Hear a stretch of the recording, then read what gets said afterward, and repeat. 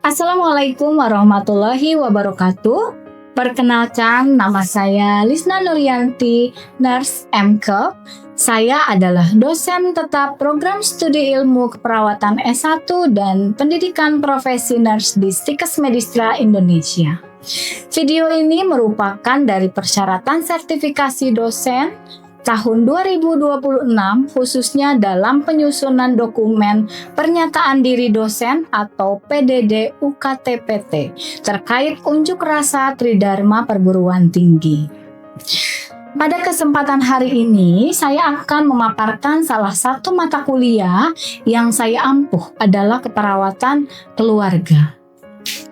Mata kuliah ini merupakan mata kuliah wajib yang saya ajarkan di semester ganjil, semester 7 dengan bobot SKS 4, 3T dan 1 praktik dengan kode mata kuliah KEP 414W. Deskripsi mata kuliah keperawatan keluarga adalah fokus pembahasan tentang konsep keluarga, kesehatan keluarga, konsep keluarga sejahtera, asuhan keperawatan keluarga pada tiap tahap perkembangan keluarga yang meliputi pasangan keluarga yang baru nikah, keluarga dengan menanti kelahiran, keluarga dengan balita, keluarga dengan anak usia sekolah, keluarga dengan remaja, keluarga dengan dewasa, dan masalah-masalah keluarga yang terkait dengan masalah kesehatan yang lazim di Indonesia.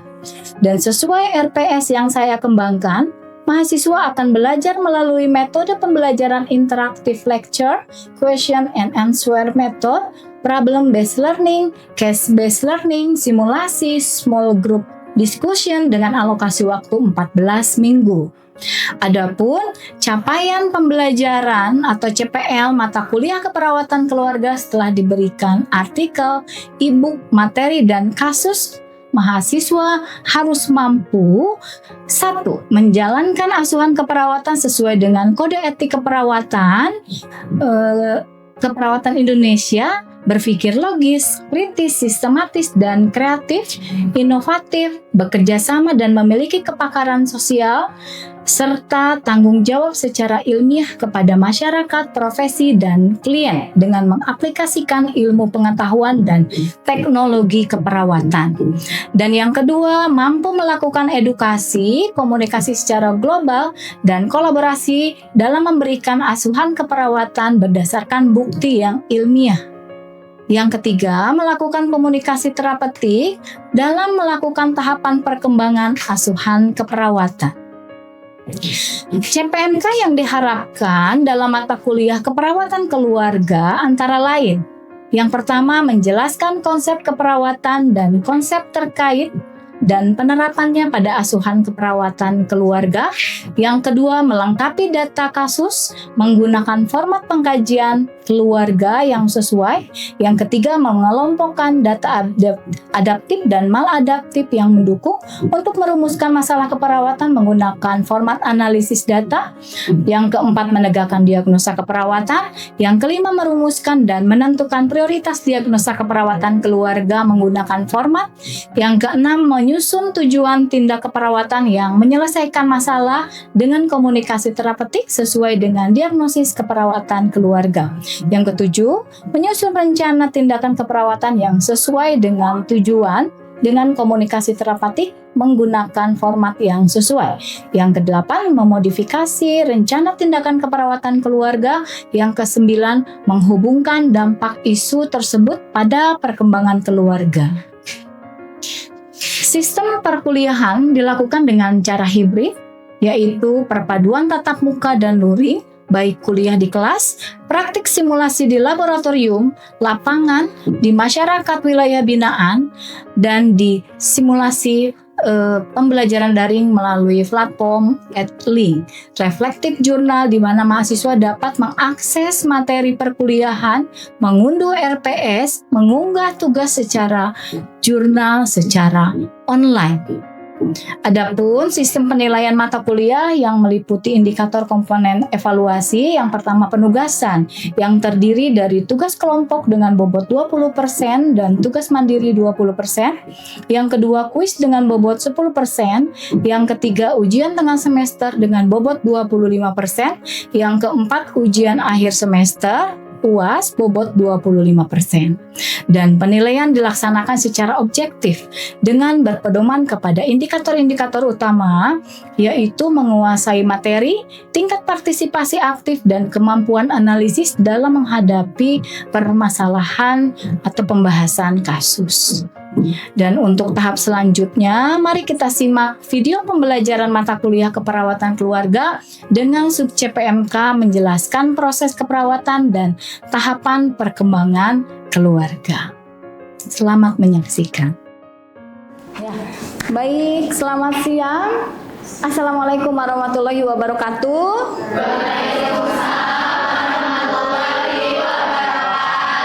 Baik, bagaimana kabarnya hari ini?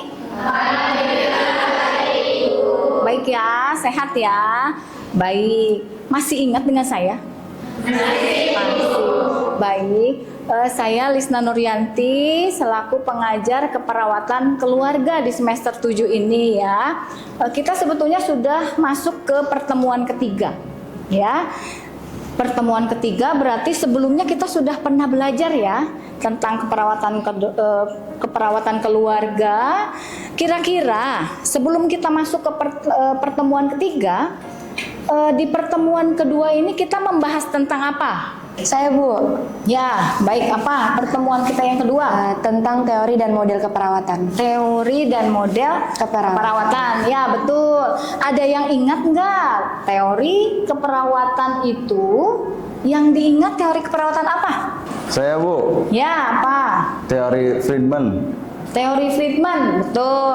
Kira-kira dari teori Friedman itu isinya tentang apa sih, Suganda? Stresor, kompling lingkungan Ibu. Stresor dan kompling lingkungan. Lingkungan, ya betul. Ya.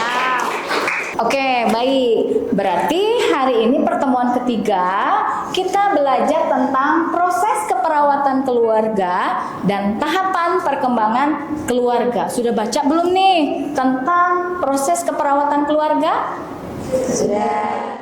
Nah, di dalam mata kuliah keperawatan keluarga ini sebetulnya untuk memenuhi CPMK ke-1 ya, bahwa mahasiswa mampu menjelaskan tahapan proses keperawatan keluarga. Jadi setelah kita belajar tentang teori yang ketiga ini, mahasiswa harus mampu menjelaskan tentang proses keperawatan ya, dan capaian pembelajaran untuk CPMK, mahasiswa mampu menjelaskan proses keperawatan keluarga serta tahap perkembangan keluarga. Tentunya tahap perkembangan keluarga berdasarkan Duval ini banyak ya, tahap pertama, kedua, ketiga sampai ke-5 seperti itu ya. Nah, sub pertemuan ketiga ini ya, sub CPMK pertemuan ketiga ini menjelaskan konsep proses keperawatan keluarga yang pertama, dan yang kedua mengidentifikasi 5 tahapan proses keperawatan keluarga. Yang ketiga menjelaskan tahapan perkembangan keluarga menurut Duval. Yang keempat mengidentifikasi tugasnya. Jadi dari tahap perkembangan harus mengetahui masing-masing tugas perkembangan keluarga ya. Dan yang kelima menjelaskan faktor yang mempengaruhi terhadap kesehatan keluarga, begitu ya. Ya, tahapan proses keperawatan keluarga ada 5 ya. Ada pengkajian, asesmen ya. Yang kedua adalah diagnosis keperawatan. Ada juga yang ketiga apa? Perencanaan. Yang keempat implementasi, dan yang kelima adalah evaluasi ya. Nah, untuk pengkajian yang harus diperhatikan di dalam pengkajian itu, di dalam keluarga itu apa? Struktur keluarga ya, struktur keluarga. Terus apa lagi? Fungsi keluarga. Lalu riwayat kesehatan ya. Lalu apa lagi? Lingkungan ya. Lingkungan, tahap perkembangan, ada juga data subjektif dan data objektif. Betul. Itu pengkajian yang harus kita lakukan saat melakukan asuhan keperawatan ya. Lalu yang kedua apa setelah pengkajian? Sis pinter memang semuanya kalau sudah semester 7 keren ya. Diagnosis. Diagnosis keperawatan menentukan masalah kesehatan dalam keluarga berdasarkan hasil apa? Berdasarkan hasil pengkajian. Contoh, misalnya apa contohnya biasanya kalau untuk keluarga itu? Nah, ketidakefektifan manajemen kesehatan keluarga. Ini karena apa? Karena apa? Ketidakefektifan manajemen kesiapan keluarga. Karena keluarga biasanya tidak melakukan sepenuhnya atau di dalam pengkajian terlihat bahwa keluarga tidak melakukan secara strukturnya, perannya gitu ya. Untuk perencanaan, yang ketiga adalah perencanaan. Dan untuk perencanaan ini kita mengacu pada diagnosis yang muncul. Ya, perencanaan berarti yang pertama harus kita utamakan adalah menentukan prioritas masalah gitu. Tentunya prioritas masalah itu nanti kita dapatkan dari pengkajian yang sudah kita tadi kaji ya, data subjektif, objektif, prioritas kira-kira yang urgent masalahnya apa. Sehingga itu menjadi prioritas yang harus kita utamakan sebagai intervensi. Yang kedua, tujuan. Lalu kriteria hasil dan intervensi ya. Jadi perencanaan itu adalah rencana yang akan kita lakukan agar masalah teratasi ya. Lalu setelah intervensi apa tadi?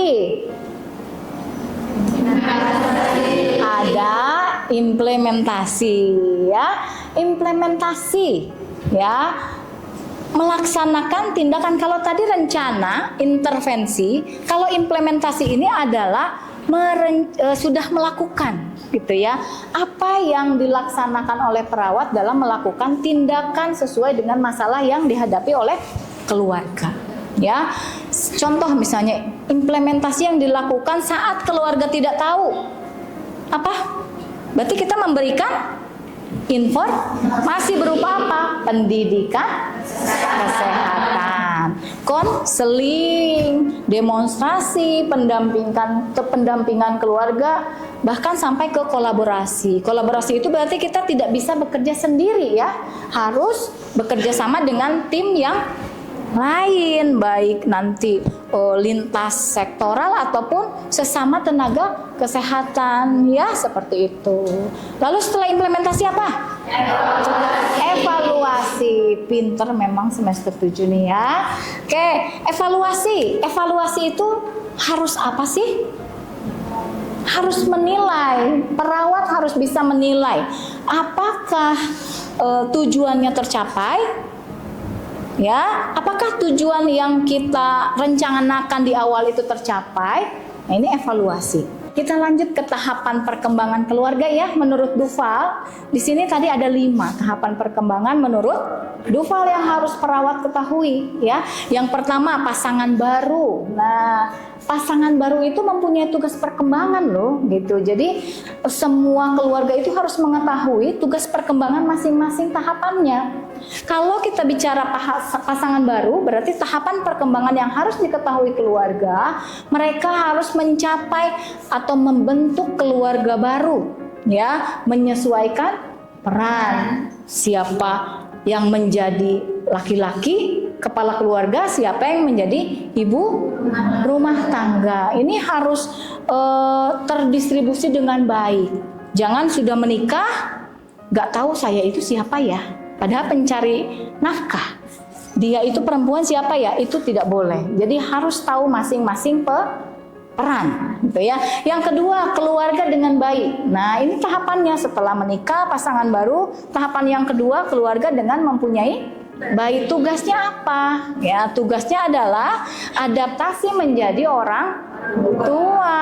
Ya, harus sudah siap menjadi orang tua ya. Oke, anak prasekolah ini tahapannya. Keluarga yang mempunyai anak prasekolah. Berarti tugasnya itu adalah kita sebagai perawat menginformasikan kepada keluarga bagaimana menstimulasi tumbuh kembang. Pada siapa? Pada anak. Karena orang tua itu harus tahu bagaimana menstimulasi tumbuh kembang anak. Bayangkan usia yang seharusnya sudah berdiri misalnya. Keluarga tidak tahu, oh 9 bulan itu harus sudah berdiri. Tapi anggota keluarga tidak tahu atau ibu bahkan yang tidak tahu. Apa yang akan terjadi? Pasti anaknya tidak distimulasi ya. Tapi kalau ibu tahu, oh ini 9 tahun ini harus sudah berdiri. Berarti ada tugas ibu untuk menstimulasi anaknya latihan untuk berdiri. Jadi ini harus diketahui oleh keluarga, ya. Lalu keluarga dengan anak usia sekolah, ya. Tahapan ini mendukung pendidikan anak. Jadi keluarga harus tahu jika dia mempunyai anak usia sekolah, tugasnya apa? Menyekolahkan anaknya, menabung untuk pendidikan anak, ya. Lalu selanjutnya adalah keluarga yang mempunyai usia remaja, ya, membantu kemandirian remaja, ya. Ibu kalau sayang sama anak remaja, contoh, jangan disuapin karena fase remaja itu harus sudah mandiri. Masih ada yang disuapin? Nah, kalau masih ada yang disuapin, berarti fase perkembangan atau tugas perkembangan di keluarganya mungkin dia tidak tahu gitu ya, masih disuapin kok anak mahasiswa gitu ya. Tapi kalau mahasiswa ini masih sudah masuk remaja akhir ya atau dewasa awal. Remaja akhir itu berarti kan usia 20 tahun. Ini masuk usia dewasa awal, berarti kamu sudah masuk akhir-akhir mau selesai ya, sudah masuk ke dewasa. Baik, langsung selanjutnya adalah anak dewasa meninggalkan rumah. Ternyata ada tahapan keluarga, sudah remaja meninggalkan rumah. Tugas orang tua apa? Gitu ya, melepas anak secara bertahap. Walaupun ada sesek ya, kehilangan anak, ditinggal. Ini merantau kan? Merantau. Di awal merantau orang tua akan berat, sedih ya, terasa. Oh, berat. Tapi apa? Karena tugas perkembangan keluarga itu harus melepas dengan ikhlas, dengan tenang, sehingga keluarga damai melepas anak. Bayangkan kalau keluarga tidak tahu bahwa tugasnya itu harus melepas anak, mungkin orang tua akan menjadi stres. Ya, aduh anakku mungkin akan jadi depresi dan yang lainnya. Sehingga ini sangat penting untuk kita informasikan kepada keluarga, paham ya? Oke, lalu orang tua paruh baya, ya. Di sini menyesuaikan perubahan fisik dan sosial, ya. Karena kalau sudah mulai paruh baya itu biasanya fisiknya mulai rentak, mulai banyak mengeluh. Dengan sosial pun sudah mulai tidak dekat karena tidak kerja ya. Jadi sosialnya lebih sedikit ya. Ini harus sudah diterima oleh orang tua paruh baya. Dan yang terakhir adalah keluarga dengan lansia ya, adaptasi terhadap pensiun, penyakit kronis dan kehilangan pasangan ya. Jadi kita informasikan, ini tugas perawat untuk menginformasikan tugas perkembangan keluarga kepada keluarga ya. Pada lansia misalnya bahwa lansia itu akan kehilangan pekerjaan karena pensiun. Ya, apa yang harus dilakukan? Ini tugas kalian ya. Nanti saat melakukan pengabdian masyarakat ke keluarga berarti harus diberikan informasi terkait tahapan keluarga ya, agar keluarga mampu menerima, begitu ya. Jadi ini sangat penting ya, sangat penting informasi ini disampaikan kepada keluarga sehingga keluarga meminimalkan masalah-masalah yang terjadi di keluarga ya, seperti itu. Setelah Ibu menjelaskan terkait tahapan perkembangan keluarga, ada yang mau ditanyakan? Yuk, ada yang mau bertanya? Saya Ibu. Ya, silakan. Saya izin berdiri ya Ibu. Ya, boleh, silakan. Selamat siang Ibu, saya izin bertanya Ibu. Siang. Apa saja tugas perkembangan keluarga pada tahap lansia menurut Duval, dan mengapa tahap ini penting untuk diperhatikan dalam asuhan keperawatan keluarga? Ya, baik, pertanyaan Amara bagus. Ya, tugas perkembangan pada lansia apa saja? Ada yang bisa menjawab? Saya Ibu. Ayo, saya apa izin tugas menjawab. perkembangan lansia? Iya, pertanyaan pertama ada mempertahankan lingkungan rumah yang aman dan nyaman bagi lansia. Lalu yang kedua ada menyesuaikan diri dengan masa pensiun dan perubahan kondisi ekonomi. Wah, pintar, tepuk tangan dulu. tadi ya, bahwa tugas perkembangan pada lansia itu salah satunya memberikan kenyamanan tadi ya. Iya, Ibu. Memberikan kenyamanan. Maaf, siapa namamu? Kesya, Ibu. Agasya. Memberikan kenyamanan, lingkungan. Karena apa tadi? Adanya penurunan fisik pada lansia, tentunya resiko apa? Resiko jatuh. Berarti salah satunya tugas perkembangan yang harus kita perhatikan tadi apa? Yang pertama, Mempertahankan lingkungan. mempertahankan lingkungan yang aman dan nyaman. Yang kedua apa tadi? Agesya? Menyesuaikan diri dengan masa pensiun. Menyesuaikan dan diri dengan perubahan masa kondisi. pensiun. Tadi saya bilang bahwa pada tahap perkembangan keluarga ini salah satunya kehilangan pekerjaan karena pensiun. Bagaimana agar lansia itu bisa beradaptasi dengan fase ini, gitu ya? Fase pensiun, tidak ada penghasilan, ya. Berarti secara ekonomi dia mulai menurun, ya. Sosial, tidak ada interaksi dengan teman kantor, berarti mulai menurun secara sosial. Jadi bagaimana keluarga mendukung atau mensupport untuk menginformasikan kepada lansia bahwa ini adalah tahap perkembangan yang harus dijalani oleh seorang lansia. Karena kalau lansia tidak mengetahui tahap perkembangan dan tugas perkembangannya, yang tadi bilang akan mengalami stresnya tinggi, ya. Oke, baik. Tadi pertanyaan Amanda sudah dijawab dengan tepat ya oleh Agesya, gitu. Tapi sudah Ibu perjelas juga tadi ya, ditekankan bahwa tugas perkembangan lansia, keluarga yang mempunyai lansia itu penting diketahui oleh seluruh calon-calon perawat ini, ya, agar kita bisa menginformasikan, mengedukasi kepada keluarga. Ya, masuk sekarang setelah ada sesi pertanyaan, berarti Ibu akan masuk ke sesi diskusi. Oke, kita lihat sebentar ke PowerPoint-nya. Ibu punya kasus, ya, sudah dibuat kelompok, ya. Di sini kasusnya keluarga Tuan A memiliki seorang anak usia 3 tahun, ya, yang sering mengalami ISPA.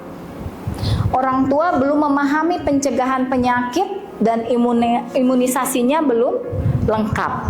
Yang menjadi bahan diskusi, yang pertama, sebelah kiri menentukan tahap perkembangan berapakah dalam kasus tersebut, ya, dan sebelah kanan tugas perkembangan apa yang harus dipenuhi berdasarkan kasus yang ada di PowerPoint. Ya, silahkan berdiskusi dulu. Ya, nanti Ibu akan tanya kira-kira tahapan mana dan tugas mana. Ya, tugas apa yang harus dipenuhi.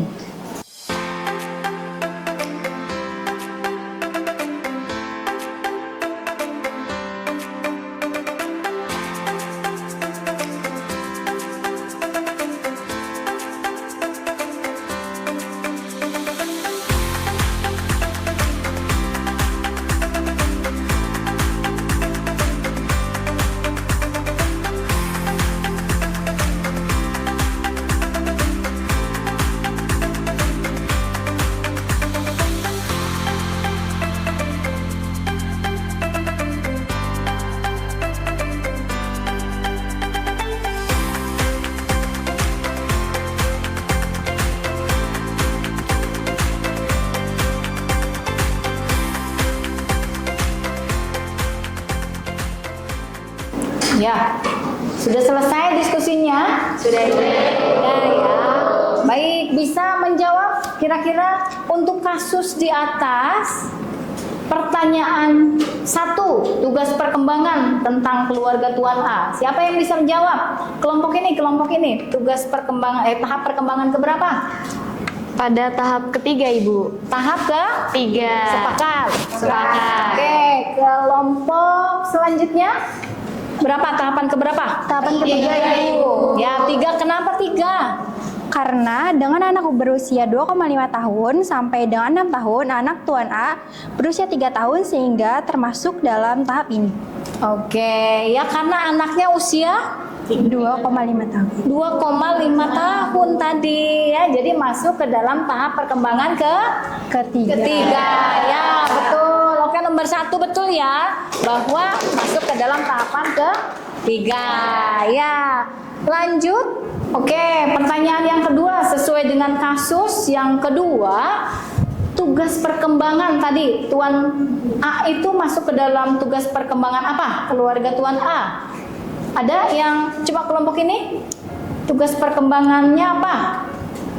Saya Bu, Ya. memenuhi kebutuhan tumbuh kembang yang optimal, memberikan lingkungan yang aman dan sehat. Memenuhi kebutuhan yang optimal dan Lingkungan aman dan sehat. lingkungan aman dan sehat. Ya, betul. Ada lagi nih. Apa? Kelompok ini ada lagi? Bisa menjawab? Ada lagi Bu, Ya. mengajarkan kebiasaan hidup bersih dan sehat, Bersih dan lalu memenuhi kebutuhan imunisasi dan pelayanan kesehatan anak Ibu. Ya, betul. Ya, selain itu berarti ada memenuhi kebutuhan imunisasi pada anak. Ya. Oke, plus semuanya. Oke, sudah berjalan dengan baik diskusi kita. Jadi ini sangat penting. Ya, tugas perkembangan keluarga ini sangat penting diinformasikan oleh perawat kepada keluarga. Ya, kenapa pada keluarga? Karena dikatakan tadi tahapannya keluarga yang mempunyai bayi, keluarga yang mempunyai anak usia sekolah dan selanjutnya. Seperti itu ya. Jadi perawat harus menguasai tahapan perkembangan keluarga dan tugas perkembangan sesuai dengan tahapan keluarga. Jangan sampai salah ya. Tahapan 1 berarti tugasnya tugas 1, tahapan 2 berarti tugasnya tugas 2. Jangan tertukar, nanti bahaya. Ya, seperti itu. Dengan berakhirnya diskusi yang sudah kita laksanakan, berarti pertemuan ketiga Ibu cukupkan sekian ya. Nanti materi bisa diupload di Adlink ya, dan tugas pun nanti ada di Adlink seperti itu ya. Untuk absen nanti absen disiapkan seperti tadi, seperti biasa barcode ya. Nah, baik, untuk pekan depan berarti kita masuk ke pertemuan yang keempat ya. Pertemuan keempat kita membahas tentang pengkajian identitas keluarga. Ya, jadi sebelum kita masuk ke pekan pertemuan keempat, mahasiswa wajib mendownload yang ada atau materi yang ada di Adlink, sehingga saat pertemuan 4 berlangsung semuanya sudah paham ya. Jadi Ibu nanti tinggal berdiskusi seperti itu ya. Baik, diskusi hari ini cukup menarik ya. Cukup antusias mahasiswa, mudah-mudahan apa yang sudah Ibu sampaikan di pertemuan ketiga ini dapat bermanfaat, dipahami oleh mahasiswa. Jangan lupa download semua materi ada di Adlink ya, agar mahasiswa mengetahui materi atau bahan kajian sebelum kita masuk ke pertemuan keempat pekan depan. Baik, dari Ibu terima kasih perhatiannya. Mudah-mudahan apa yang Ibu sampaikan dapat bermanfaat dan diaplikasikan nanti saat mahasiswa melakukan pengabdian ataupun praktik di rumah sakit ataupun di masyarakat ya. Saya tutup pertemuan hari ini. Terima kasih. Selamat sore. Wabillahi taufik wal hidayah. Wassalamualaikum warahmatullahi wabarakatuh. Waalaikumsalam warahmatullahi wabarakatuh. Terima kasih Bu. Selamat sore Bu. Demikian video pembelajaran yang saya sampaikan mengenai proses keperawatan keluarga dan tahap perkembangan keluarga. Besar harapan saya agar video ini dapat menjadi salah satu bahan pertimbangan dalam proses penilaian pengajuan sertifikasi dosen tahun 2026. Terima kasih atas perhatian dan kesempatan yang diberikan. Wabillahi taufiq wal hidayah. Wassalamualaikum warahmatullahi wabarakatuh.